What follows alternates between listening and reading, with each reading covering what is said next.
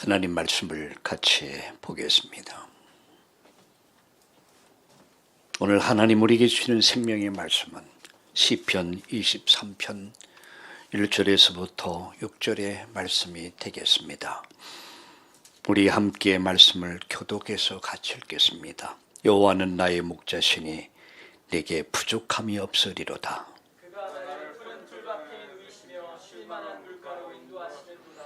내 영혼을 소생시키시고 자기 이름을 위하여 의의 길로 인도하시는 도다. 내가 사망의 음침한 골짜기로 다닐지라도 해를 두려워하지 않을 것은 주께서 나와 함께 하시니라. 주의 지팡이와 막대기가 나를 안위하시리라. 주께서 내 원수의 목전에서 내게 상을 차려주시고 기름을 내 머리에 부으셨으니 내 잔이 넘치나이다.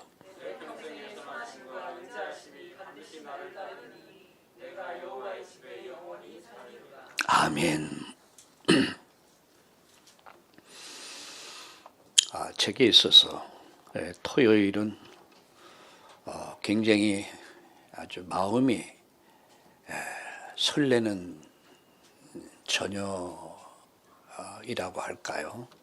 그렇습니다. 그게 아마 목회자의 마음일까 이런 생각을 해봅니다. 여러분이 없다면 저는 없겠죠.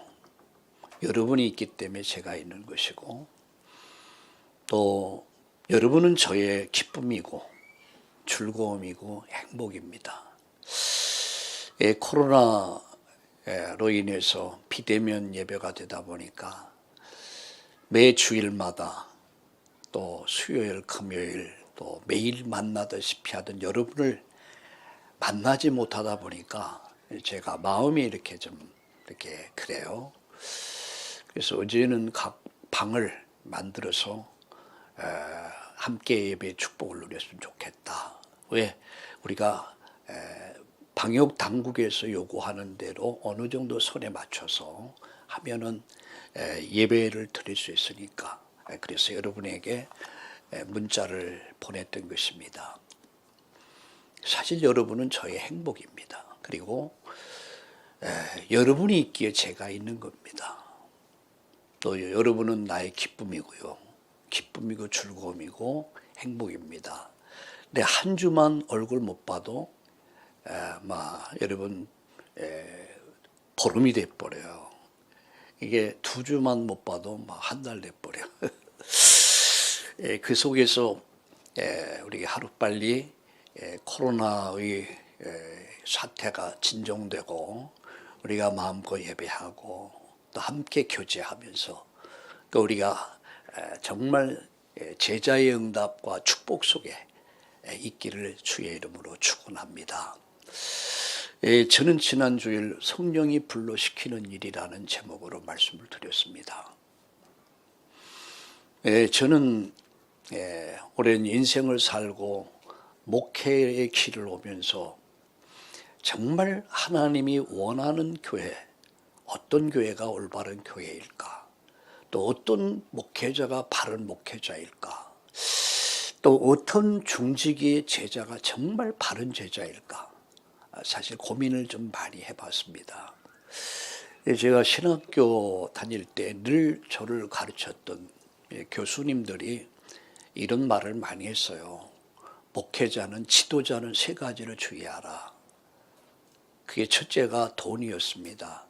절대 돈에 넘어지면 안 된다. 돈에서 자유해야 된다. 대개 목회자들이 넘어지는 게 돈이거든요. 요새 방송에 이렇게 참 매체를 뜨는 걸 보면 너무 부끄러운 일이죠. 목회자에게서 가장 약점이 돈이거든요. 두 번째는 여자 문제, 성 문제, 세 번째는 명예에 걸리면 안 된다. 이 세 가지는 목회의 생명이다 라는 이야기를 많이 들으면서 지금까지 40여 년의 사역의 길을 오면서 좀 하나님의 은혜였다라는 생각을 해봅니다. 그러면서 제 마음속에 이런 일 저런 일 많은 일들을 하면서 정말 올바른 교회가 어떤 게 올바른 교회일까? 또 어떤 목회자가 정말 바른 목회자일까? 어떤 성도, 어떤 제자를 키워야 어떤 중직자가 정말 바른 중직자일까? 라고 고민하면서 여러분 교회 이름을 참다운 교회다 이렇게 이름을 지은 겁니다. 우리가 함께 기도하면서 참다운 의미 속에서 진짜 교회. 그럼 진짜 교회. 그 사도행전에 나타난 사도행전의 그 역사를 꿈꾸는 교회. 에? 사도행전적인 교회. 그게 참다운 교회다. 그러면 여러분 교회가 어떤 일을 해야겠습니까? 그래서 안디옥 교회를 통해서 안디옥 교회에 모인 그 핵심 멤버들이 어떤 사람이냐? 사도행전 11장 19절에 보면 예루살렘의 핍박을 피해서 그들이 흩어지면서 안디옥에서 모여졌는데 그 사람들이 사도행전 13장에 5명이란 말이야. 여러분 이 5명이 세계 역사를 바꿨습니다. 난 여러분만 가지고도 여러분과 함께라면 난 세계를 바꿀 수 있다고 믿습니다. 거기에 5명의 멤버가 딱 모여서 그들의 중심은 하나입니다. 복음입니다. 거기는 어떤 사상, 이념, 인종, 문화 다 넘어섰어요. 오직 하나. 예수는 그리스도다. 이게 중심이었습니다. 여러분 이 본질을 딱 붙잡고요. 그들이 한 게 뭐죠? 성령의 인도받기 위해서 뭐였습니까? 금식하면서 기도하고 예배했어요. 이게 하나님이 쓰실 수밖에 없는, 축복하실 수밖에 없는 기본이 됐다는 거죠. 세 번째, 그들이 성령의 인도받기 위해서 기도하면서 하나님이 주신 메시지가 뭡니까? 미션이 뭡니까? 바울과 바나바를 선교사로 보내라. 따로 세워라.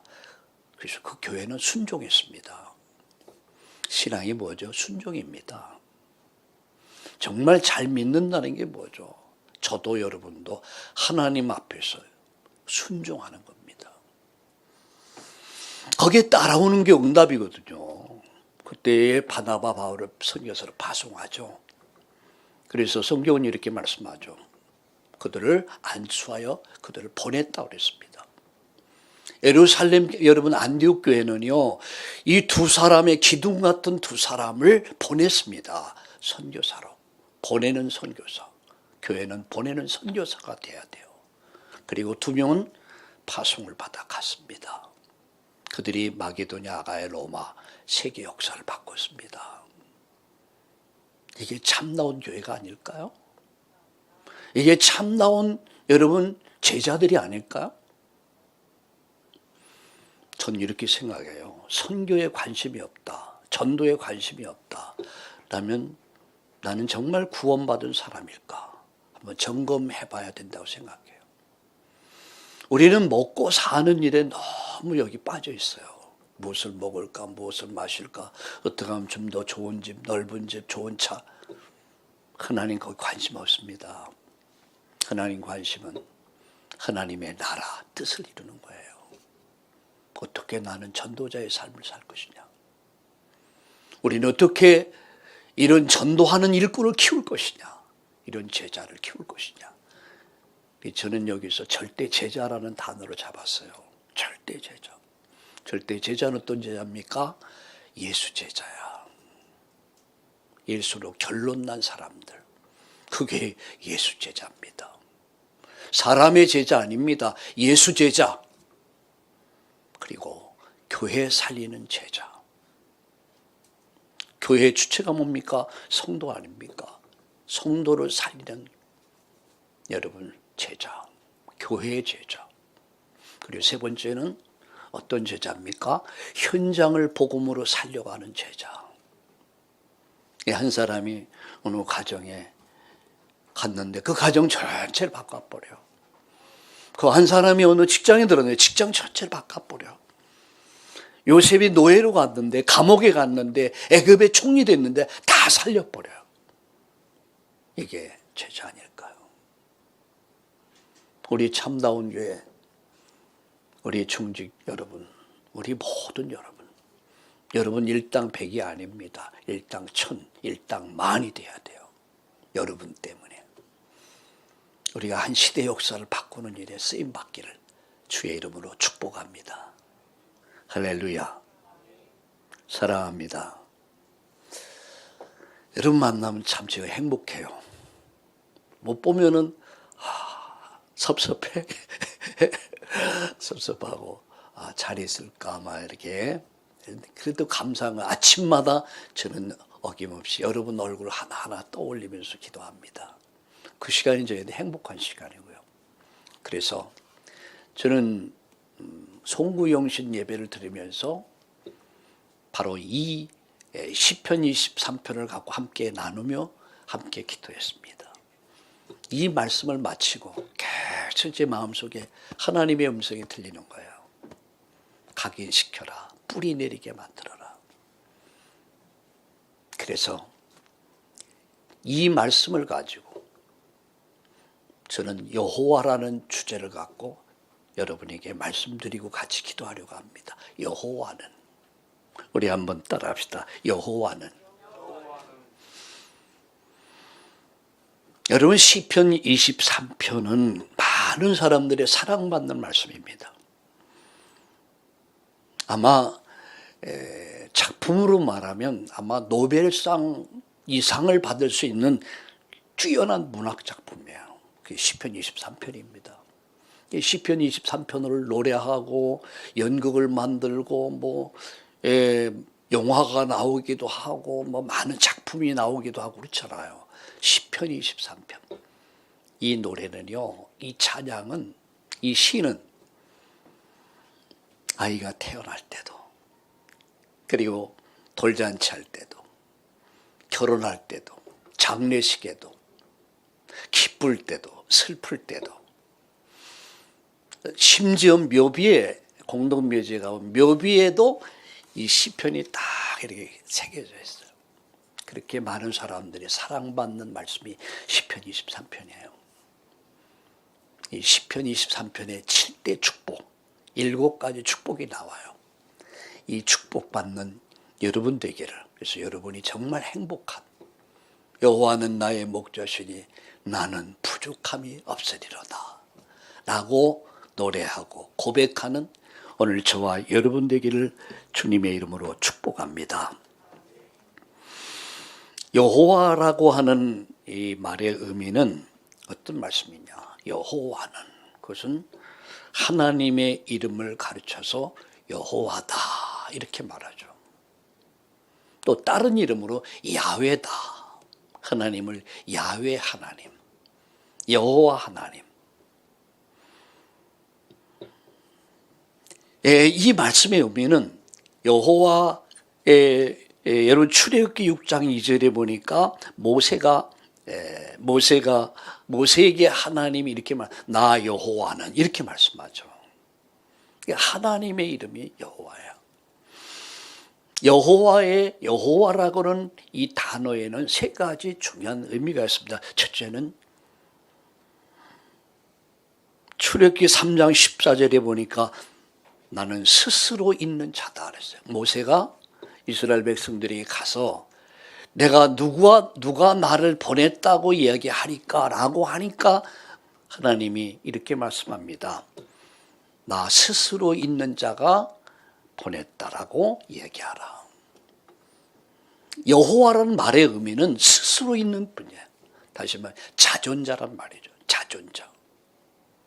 지존자가 아니라 자존자, 스스로 계신다는 말이에요. 두 번째는 그는 영원하신 분이다. 영존자다. 그래서 영원 전서부터 영원히 계신 분이다. 태초에부터 알파와 오메가다. 영원히 계신 분, 영존자다. 인간은 영원하지 않잖아요. 하나님은 영존자시다. 세 번째입니다. 그래서 하나님은 유일하시다. 오직 여호와라 그랬잖아요. 나 외에는. 그게 뭐냐? 하나님은 유일하시다. 다른 신은 없다 이런 얘기예요. 다른 신은 다 가짜다. 귀신들, 마귀다 말이에요. 유일하신 하나님. 우리가 왜 고난을 당하고 왜 세상으로부터 여러분 왜 많은 손가락질 당한 이유가 뭐 오직을 말하니까. 하나님은 오직이에요. 예수님은 오직입니다. 성령은 오직이십니다. 그래서 하나님을 여호와 하나님은 자존자요 영원자요 그리고 유일하신 유일자시다. 하나님이 다윗을 쓰신 이유가 여러분 뭐라고 생각하세요? 다윗을 보면 여러분 허물도 많고 실수도 많았어요. 뭐 우리아의 장군의 아내를 갖다가 유부녀를 갖다가 자기가 차지해 버리고, 그리고 우리아 장군을 최전선으로 보내서 죽이고 엄청난 죄를 저질러요. 물론 나중에 이 다윗이 얼마나 회개하면서 하나님 앞에서 회개했는지.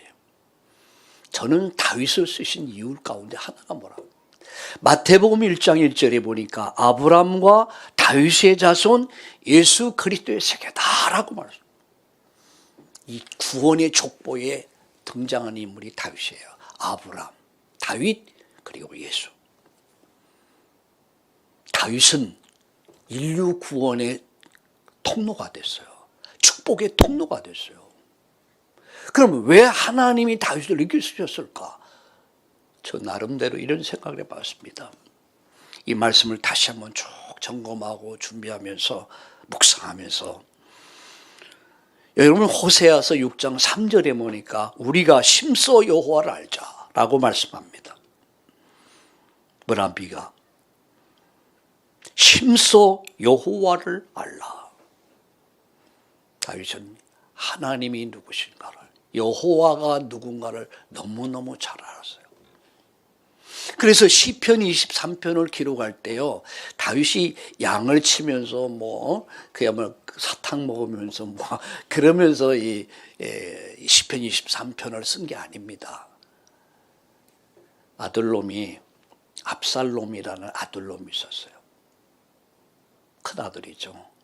그 압살롬이 아버지를 반역을 해요. 그래서 쿠데타를 일으켜 아버지 죽이려고 그래요. 기가 막힐 거 아닙니까? 내 자식이 효돌하고 안악을 떠나서 그 자식이 왕위를 찬탈하기 위해서, 그 왕위를 차지하기 위해서 아버지를 죽이려고 쿠데타를 일으켜요.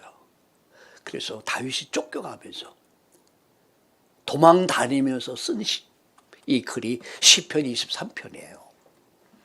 근데 다윗은 어린 시절 양을 치는 목자로 살았잖아요. 이게 너무너무 잘하는 거예요. 목가라고 그러죠, 목가. 목동의 노래. 근데 여기에는 하나님을 아는 지식이 풍부한 거야. 그래, 저는 7대 축복이다. 그래서 우리 참나온 교회 성도 여러분, 오늘 인터넷으로 예배드리는 여러분, 우리 7대 축복을 받고 누릴 수 있기를 주의 이름으로 축복합니다. 그 첫째입니다. 오늘 이렇게 말씀하죠. 여호와는 나의 목자시니 라고 얘기합니다. 여호와는 나의 목자, 나의 자존자, 영원자, 유일자, 나의 하나님, 나의 여호와. 요한복음 10장 14절에 보면 나는 선한 목자다 이렇게 말. 누가? 예수님이 나는 선한 목자다. 요한복음 10장 10절에 이렇게 말씀하죠. 도둑놈이 온 것은 도둑질하러 왔다. 죽이고 멸망시키러 왔다. 그러나 인자가 온 것은 생명을 주기야 합니다. 더 풍성히 주기야 합니다. 여러분, 우리 하나님은 우리의 목자십니다. 여러분, 시편 23편의 주제가 뭐냐? 시편 23편의 핵심이 하나님은 나의 목자시다 라는 얘기예요. 나는 그분의 양이다. 이게 시편 23편의 핵심입니다. 하나님은 나의 목자시다. 나는 그분의 양이시다. 그게 시편 23편이야.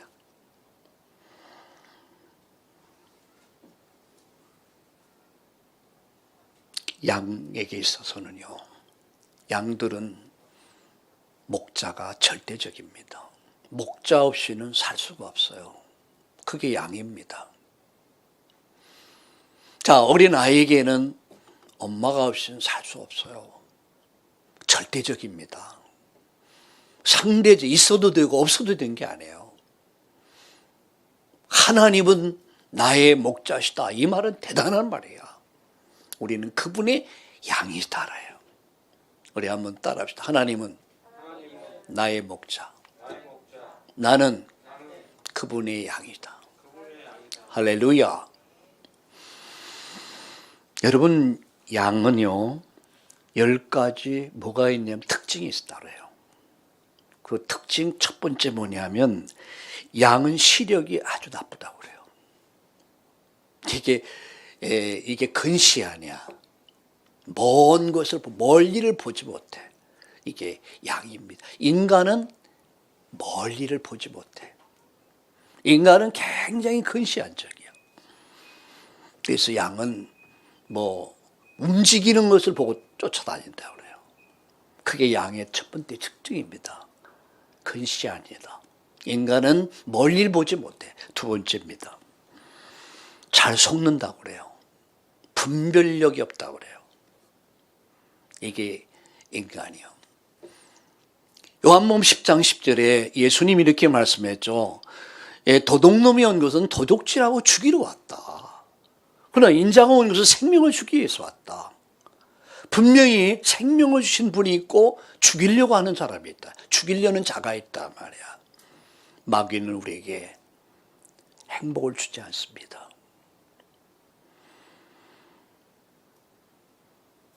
마귀는 우리의 인생을 파괴시킵니다. 여러분의 행복을 파괴시킵니다. 인생을 완전히 파멸로 끌어가 버립니다. 그게 도둑놈입니다. 그게 마귀입니다. 근데 인간은 어때요? 인간은 잘 속아. 분별력이 없다는 거죠. 세 번째입니다. 인간은 뭡니까? 양은 잘 넘어진다고 그래요. 이게 몸이 뚱뚱하잖아요. 뭐 여기다가 뭐 이 양털이 생기고 그러면 몸이 뒤뚱뒤뚱하잖아. 이게 잘 넘어진대요. 그리고요, 넘어지면은 못 일어난다고 그래요. 발랑두죠. 이건 목자가 이거 일으켜주지 않으면 그냥 발랑 들어넣어가지고 허우적거리다가 늑대나 이때에 밥이 돼버려요. 잡혀 먹힌다고 그래요. 마귀가 온 것은 도둑질하고 죽이러 왔단 말이야. 여러분, 다섯 번째, 여러분, 양이 넘어졌다 일어나도 금방 거칠 못해. 그래서 붙잡아줘야 된다고 그래요. 인간은 그렇게 연약한 존재라는 거죠. 그리고 여섯 번째, 그러면서도 양은 순진한 것 같은데 굉장히 이기적이고 자기중심적이라고 그래요. 그리고 고집이 세다고 그래요. 아주 왕고집이라고 그래요. 그래서 왜 여러분 목자가 이렇게 보면 큰 지팡이 있죠, 이렇게 큰 지팡이 꽉 쥐고, 그게 고집이 세서 이게 자꾸만 외로 가다 오른쪽으로 이게 모가지를 딱 걸어갖고 끌어당긴다고 그래요. 오른쪽 가면 또 끌어, 왼쪽으로 또 끌어당기고. 이 정도로 양은 고집이 세. 인간이 얼마나 고집이 셉니까? 황소 고집이라고 그러죠. 그러면서 이 양은 방향 감각이 없다고 그래요. 방향을 올바로 분별할 수 있는 방향 감각이 없다고 그래요. 그래서 절벽인지도 모르고 이것이 가시덤불인지도 모르고 무조건 간대. 방향 감각이 없는 거예요. 이게 인간이라. 이게 양이야. 그래서 목자가 필요하단 말이에요. 그리고 양은요, 왔던 길로 다시 뒤돌아갔대요. 귀소 본능이 있다. 귀소 본능. 그래서 자꾸만 옛날로 돌아가는 거.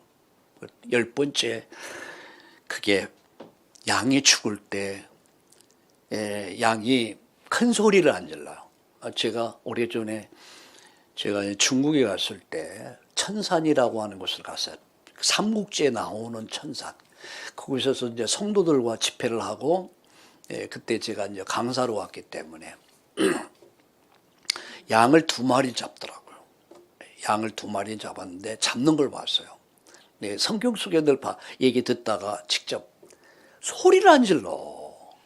칼을 갖다 목을 이렇게 찌르는데 한 2번 하더니 그냥 가만히 있어. 바다바다 죽더라고요. 이게 양이구나. 인간은 얼마나 무기력하고 무능력하니 죽음 앞에서는 꼼짝 못해. 이게 인간이란 말이야. 양에게는 목자가 없이는 홀로 설 수 없다는 거. 그래서 양에게는 반드시 목자가 필요하다. 네, 목자도 2가지 목자였습니다. 첫째는 선한 목자와 두 번째는 악한 목자가 있어요. 성경은 예수님이 이렇게 말씀해줘. 싹군 목자다 그랬어요. 젖만 빨아먹는 싹군 목자, 털만 깎아먹는 싹군 목자. 그런데 선한 목자, 나는 선한 목자다. 양들 위해서 생명을 준다고 그랬습니다. 예수님 양을 살리기 위해서 당신의 생명을 아낌없이 주셨죠. 그래서 인자가 온 것은 생명을 주시되 더 풍성하게 주기 위함이다 라고 말씀했습니다. 예수님은 우리의 선한 목자십니다. 오늘 그 하나님을 나의 목자로 삼았다. 그 말은 예수님이 나의 목자다라는 얘기예요.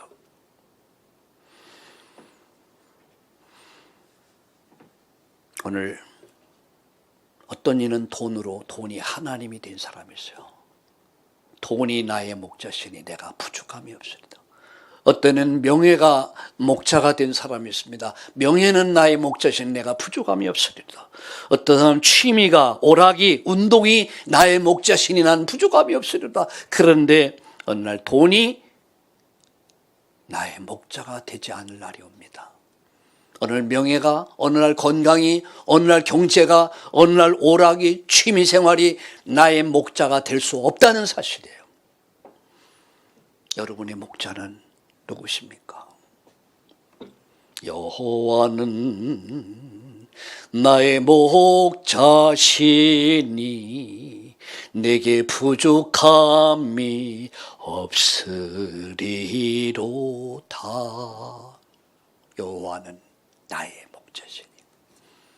아직 예수님을 나의 주 나의 하나님으로 믿지 않는다면 오늘 인생을 바꾸고 예수님을 나의 주 나의 하나님으로 나의 목자 삼아서 여러분 인생에 부족함이 없는 인생 되기를 주님의 이름으로 축복합니다.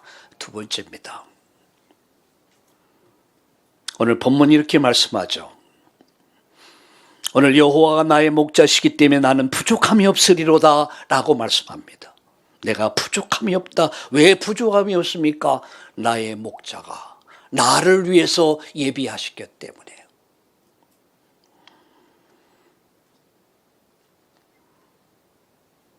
창세기 22장에 보면 아브라함이 이삭을 번제로 드리는 장면이 나오죠.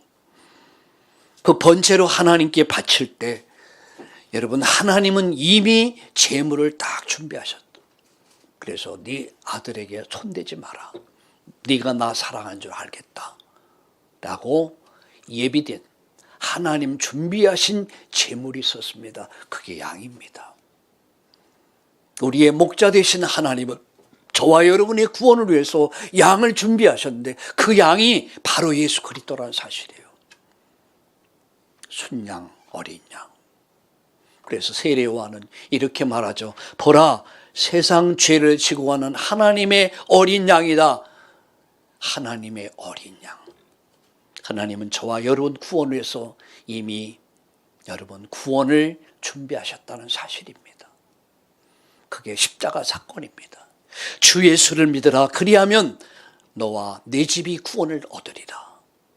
나를 위해서 구원의 복음을 준비하셨고 내일을 준비하시고 그리고 오는 해를 준비하시고 내 평생을 예비하신 그 여호와 일의 응답을 누리기를 주의 이름으로 축원합니다. 3번째입니다. 오늘 2절을 보세요. 2절에 이렇게 말씀하죠. 그가 여호와가 이런 말이죠. 그가 나를 푸른 풀밭에 누이시며 쉴만한 물가로 인도하시는 도다라고 말씀합니다. 여러분 쉴만한 물가. 여기 보니까 푸른 풀밭 쉴 만한 물가. 생각하면 얼마나 좋습니까? 제가 오래전에 아니 작년입니까? 저작년입니까? 독일에 갔을 때 봄이었어요. 그 공원에 갔는데 잊을 수가 없어요. 봄이니까 그냥 그 파란 풀 위에 그 노란 꽃이 이렇게 쫙 피어나고 살랑살랑 바람 부는데 냇가가 있더라고요. 그때 시편 23편이 생각나더라고요. 여호와는 나의 목자시니 내가 부족함이 없으리. 푸른 풀밭 위에 새들이 노래하고 물가에는 얕은 물가에는 고기들이 막 뭘 말합니까? 평안을 얘기하죠. 평안. 여호와는 평안을 주신다는 얘기죠. 그래서 오늘 말씀에 푸른 초장 쉴만한 물가로 인도하신다. 이 말은 내가 너에게 평안을 주노니 내가 주는 평안은 세상이 주는 평안이 아니다라는 얘기예요. 우리 예수님이 주시는 평화로다. 하늘 위에서 내려오는 평안. 우리 주님이 주시는 평안.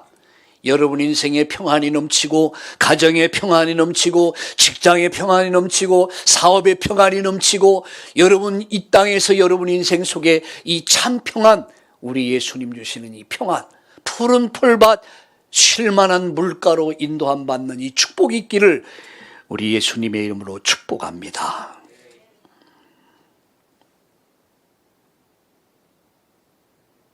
여호와 샬롬. 그래서 여호와는 나의 목자시다. 여호와 로이. 여호와께서 준비하신다. 부족함이 없도록 여호와 이레. 여호와께서 평안을 주신다. 쉴만한 물가, 잔잔한 푸른 풀밭 평안을 주신다. 사람이 다 가지고도 평안이 없으면 행복이 없습니다. 근데 여러분 평안을 누려보세요. 여러분 베드로는 옥에 갇혔을 때 사형 집행 하루를 앞두고 깊은 잠을 잡니다. 어떻게 가능합니까? 기분 나쁜 소리만 들어서 잠이 안 오는데. 여러분 같으면 어때요? 기분 나쁜 소리는 왜 잠이 안 오더라고. 근데 베드로는 죽음의 순간을 앞두고도 깊은 잠을 자요. 그게 바로 평안이야. 여러분 지금 형편이 어떻습니까? 무엇이 여러분 불안하게 만들고 무엇이 두렵게 만들고 있습니까? 건강입니까? 경제입니까? 가정 문제입니까? 자녀 문제입니까? 남편 문제입니까? 사업, 직장, 인생의 미로미 어떤 길이 어려움이 있습니까? 내가 주는 평안을, 내가 너에게 평안을 주노니 세상이 주는 평안이 아니라 우리 주님이 주신 이 평안으로 여러분이 가득하기를 주의 이름으로 축복합니다. 네 번째입니다. 오늘 성경이 이렇게 말씀하죠. 어떻게 그가, 여러분 3절을 다시 보세요. 내 영혼을 소생시키시고 라고 말씀합니다.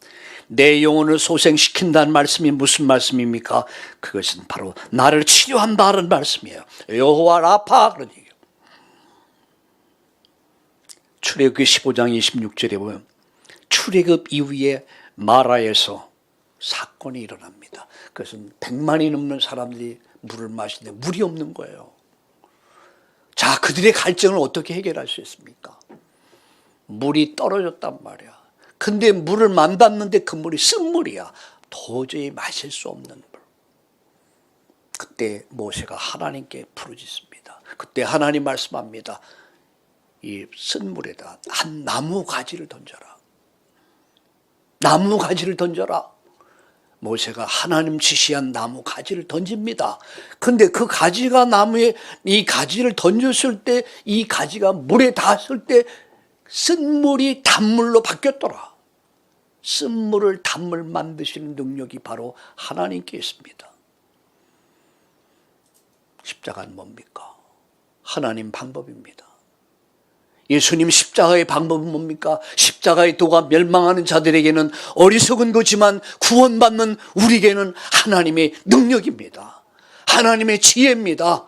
그 십자가 바라보면 구원받습니다. 그 십자가 바라보면 치유받습니다. 그 십자가 바라보면요, 내 영적 문제, 정신 문제, 육신 문제, 가정 문제, 직장 문제, 인생 문제 해답이 바로 십자가에 있습니다. 쓸모없는 인생도 십자가 붙들면 멋진 인생으로 바뀝니다. 여러분 인생을 어떻게 사셨습니까? 여러분 인생을 주님 앞에 내려놓으시고 십자가 든든히 붙잡으세요. 그러면 삽니다. 여호와 라파, 그가 나를 치료하신다는 얘기예요. 말라기 4장 2절에 보면 공의로운 해가 떠올라서 치료의 광선을 비추리니 외양간의 송아지가 뛰는 것 같이 그렇게 뛸 것이다 라고 그래요. 치료하는 광선을 팔아서 공의로운 해가 떠올라서, 공의로운 해가 떠올라서, 그 해는 무엇을 말합니까? 바로 예수님이 오셔서 인류를 치료할 것을 말씀하셨어요. 말라기서는 마태복음 전에 있죠. 바로 예수님이 오시기 전 성경이 말라기예요. 근데 말라기서에 공의로운 해가 떠올라서라고 말해요. 그럼 공의로운 해가 뭐냐? 공의로운 해가 바로 예수 그리스도란 말이에요. 그분이 이 땅에 오셔서 이 땅을 치료할 것을 약속했어요.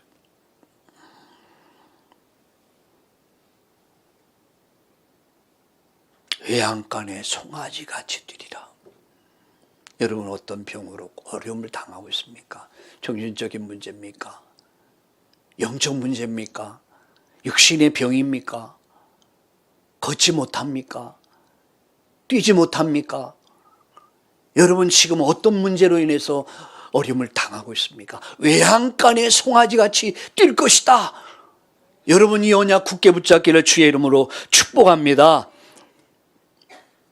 내 영혼을 소생시키시며. 열왕기하 20장 1절에 보니까 히스기야 왕이 병들어서 죽게 됐습니다. 죽을 병이 걸린 거예요. 네 정리하라. 그때 히스기야 왕이 죽음을 앞에 놓고 하나님 앞에 기도합니다. 하나님은 히스기야 왕의 기도를 들었다고 그랬습니다. 눈물을 봤다고 그랬습니다. 하나님은 전능하십니다. 그리고 전지하십니다. 그 하나님은 내 기도를, 내 기도 소리에 귀를 기울이십니다. 그리고 하나님은 눈물을 보셨다고 그랬습니다. 우리의 예배를 보십니다. 우리의 기도를 들으십니다. 그리고 하나님은 히스기야 왕을 치료했는데 3일 만에 성전에 올라가요. 죽을 사람이, 눕지도 못하던 사람이, 아니 일어서지도 못하던 사람이 3일 만에 성전에 올라가. 언제 그랬느냐? 하듯이 성전에 올라와서 하나님을 예배합니다. 난 생각해 봤어요. 야, 얼마나 감격스러울까? 얼마나 감격스러울까? 내가 죽어야 되는데 안 죽고 살았어. 그래서 때론 이런 생각이 들어요. 저렇게 하나님 가만 죽이다가 살려놔야지 감사도 하는 거 아닌가? 이런 생각이. 제가 너무 과했나요? 15년의 생명을 다 연장시켜. 여호와 라파, 하나님은 나를 치료하신다. 믿는 자의 이름 펴져 있다. 내 이름으로 귀신을 쫓아내며 병든 자에게 손을 얹은 즉 나으리라. 오늘 여러분의 병이 치유되기를 주님의 이름으로 축복합니다.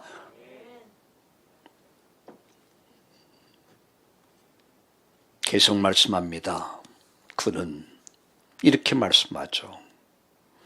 내 영혼을 소생시키시고 자기 이름을 위해서 의의 길로 인도하신다. 이 말은 여호와는 나의 의다 하려니요. 하나님은 나의 의이십니다. 의로우신 하나님 사랑의 방법이 이렇게 나타났는데 그 방법이 예수 그리스도예요. 하나님의 한 의가 나타났다. 그분이 바로 예수님이에요. 그 예수님께서 십자가에 죽으셨고 부활했습니다. 그 누구든지 예수 믿으면 의롭다함을 얻게 된 거예요. 칭의를 받게 된 거예요. 거룩하다라고 칭의를 받게 된 거예요. 우리 행위가 아닙니다. 나 자신을 돌아보면서요, 진짜 실망되더라고요. 내 자신의 행위로 하나님 앞에 설 수 없어. 내 살아온 지난날, 지금 또 앞으로도 마찬가지야. 나는 자격이 없어요. 난 원죄, 자범죄, 내 인생을 살아오면서 저질렀던 수많은 알고 모르고 지은 죄들, 죄값은 사망이라 멸망이라. 내가 무슨 행위로 구원받을 수 있습니까? 여러분 절대 속지 마세요. 우리의 구원은 행한 바 의가 아닙니다. 하나님의 의의 길도 인도하신 그 하나님의 의가 나를 살린 거요. 내 죄를 씻어주셨고요. 용서해 주셨고요. 하나님 자녀 삼아서 천국 백성 삼아 주신 겁니다. 나를 의의 길로 인도하신다. 나를 의의 길로 인도하신다. 치드게노. 여호와는 나의 치드게노야. 여섯 번째, 여호와께서 이렇게 말씀해요. 죽음의 골짜기에 갈지라도 여호와께서 거기도 계신다는 얘기예요. 사망의 음침한 골짜기 네 혼자 가는 게 아니다. 내가 함께 거기도 있을 것이다. 네가 죽음의 골짜기 지날지라도 내가 너와 함께 있다. 내가 지금 압살롬의 손에 의해서 네 아들의 손에서 반역을 당하고 네가 마음이 아프고 육신이 피곤하고 네가 두렵고 어렵겠지만 너 혼자 있는 것이 아니다. 내가 너와 함께 있다. 그런 얘기예요. 때론 우리가 질병을 만날 때가 있어요. 너무너무 힘들 때가 있어요. 때론 죽음의 질병을 만날 때 히스기야 왕 같이 그럴 때도 있습니다. 때로는 죽을 수도 있습니다. 죽음이 내 앞에 아른거릴 때도 있습니다. 절망이 내 앞을 막을 때도 있습니다. 나 홀라 있는 것 같고 내 주위에는 아무도 없는 것 같지만 내가 거기도 함께, 사망의 음침한 골짜기 속에 내가 함께한다. 나의 삼마, 여호와께서 나와 함께 하신다. 여호와 삼마라는.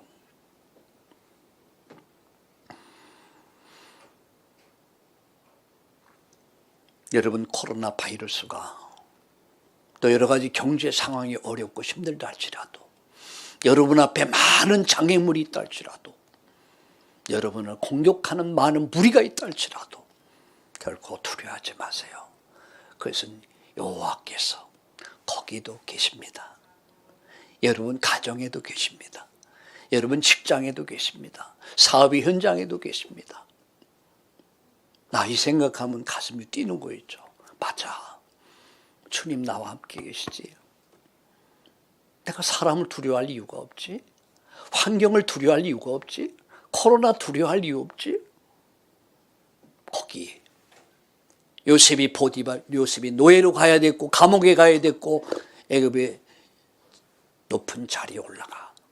그 과정 순간순간 인생의 여정이 언약 성취 여정이었고요. 여호와께서 함께 하심으로라고 그래요.